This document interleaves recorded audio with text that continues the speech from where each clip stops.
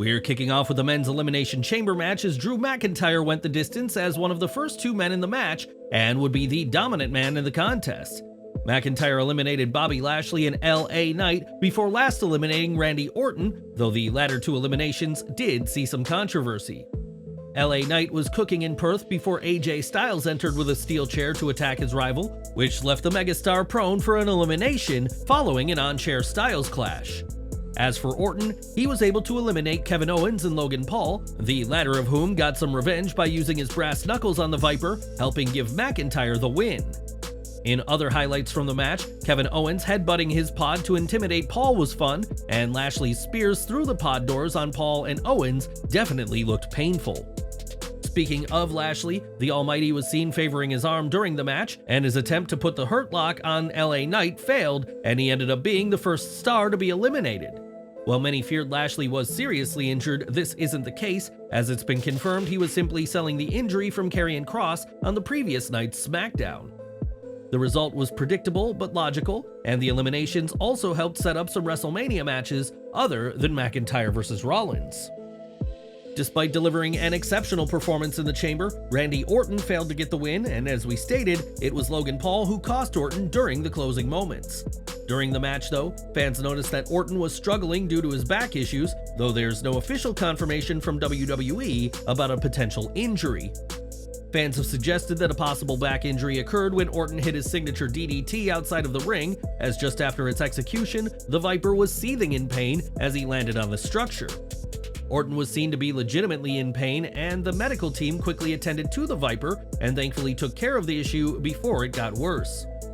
Fans watching felt that the Viper might just be selling his real-life injury, and as a talented veteran, it'll be no surprise if he was just selling his prior back injury during the match.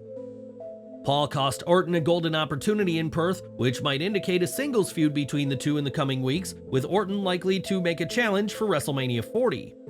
It'll be intriguing to see how things will unfold in the coming weeks, as we are now entirely on the road to WrestleMania 40. Grayson Waller and Austin Theory hosted an episode of The Grayson Waller Effect with Seth Rollins and Cody Rhodes as his guest, which saw two huge announcements. Rollins confirmed that he'd be cleared to wrestle very soon, while Cody challenged The Rock to go one-on-one anytime, before Rollins said it's never one-on-one when it comes to the bloodline. This was certainly teasing a tag team match pitting Cody and Seth against Rock and Roman Reigns, an idea the Brahma Bull himself reportedly pitched. Rollins putting up his finger for Reigns and then acting like we forgot he wasn't supposed to was such a subtle and funny moment, and expect the match to close out WrestleMania Night 1. At WWE Elimination Chamber Perth, several Australian superstars appeared, including Rhea Ripley, Grayson Waller, and Indi Hartwell, but Bronson Reed wasn't on the show in his home country. Shortly before the show, Reed took to social media to reveal that he and his wife welcomed their baby earlier than expected, which is why he missed the show, but there was once a plan for him. Fightful Select reports that Reed was originally supposed to face Seth Rollins in a World Heavyweight Championship match, as hinted in promos, before Rollins suffered his knee injury. It was further added that Bronson Reed was more than willing to work the premium live event before the birth of his child, but that everything ended up working out for the best. It is uncertain if WWE will arrange something significant for Reed to compensate for the unexpected changes to his Elimination Chamber plans, but there was once big plans for him. Reed would have likely lost the title match with Rollins, but having a high-profile bout in his native Australia would have been a win in its own right for the Raw superstar.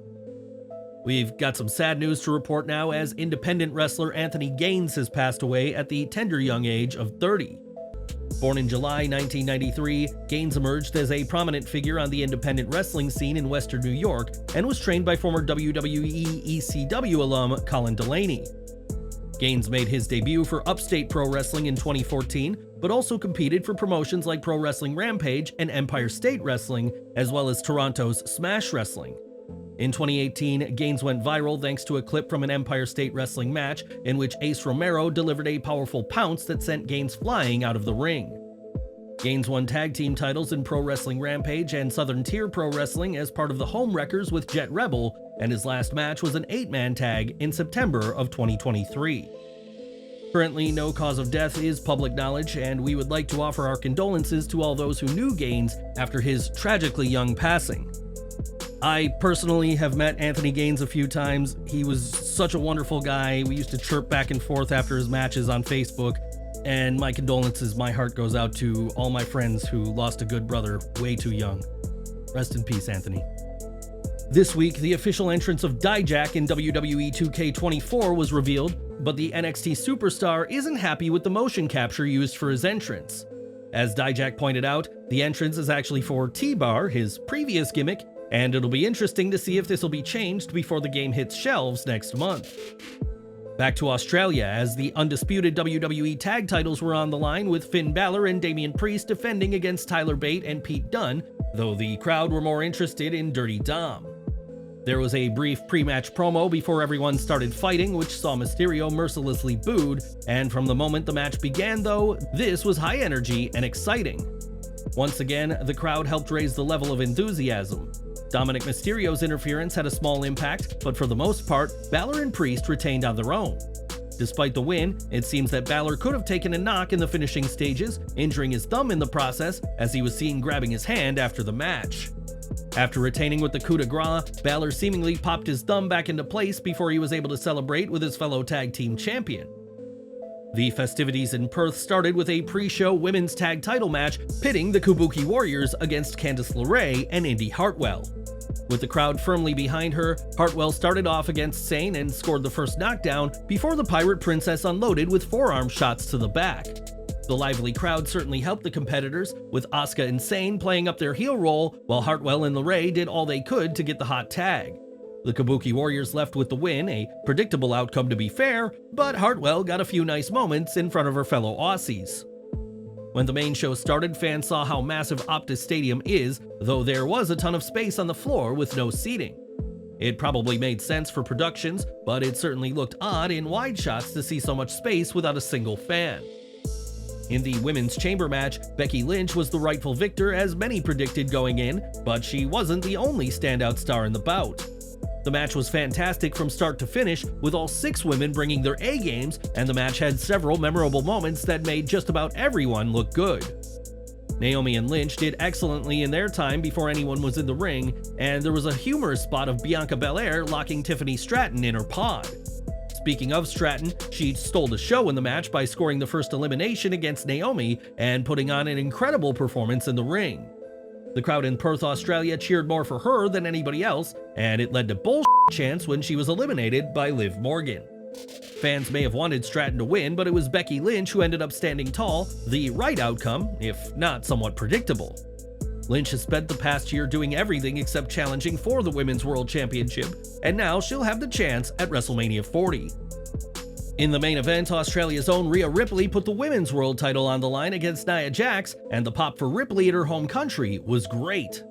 This was a meeting of 2 powerhouses, but instead of a slow pace, the duo moved quickly but still took time to sell certain moves, with Jax showing significant improvements in the ring. Both women were laying strikes in hard and using their power to throw each other around, though the way Jax's head hit the turnbuckle when Ripley dropped her onto it looked rough. Jax putting the Australian through the table was a bit anticlimactic as well, but in the end, the Eradicator stood tall after hitting the riptide that she'd failed to hit earlier in the match. The Women's World Champion was very emotional after the match, as the main event in her home country meant the world to her, and she was seen to be in tears in the ring. Following the match, Rhea sped out of the ring to celebrate with her parents and her sister, who were in attendance, and while we don't know much about her parents, her sister is a regular on Mommy's Instagram. Calista Bennett, Rhea's younger sister, has a respectable 24,900 followers on Instagram, and a few reports have suggested she is a ring announcer and interviewer for Riot City Wrestling. This is the promotion Rhea was once a part of, but obviously the Eradicator has gone on to much bigger things in WWE. Ripley was as over as any babyface on the card, and this may have been Jax's best match to date throughout her entire WWE career.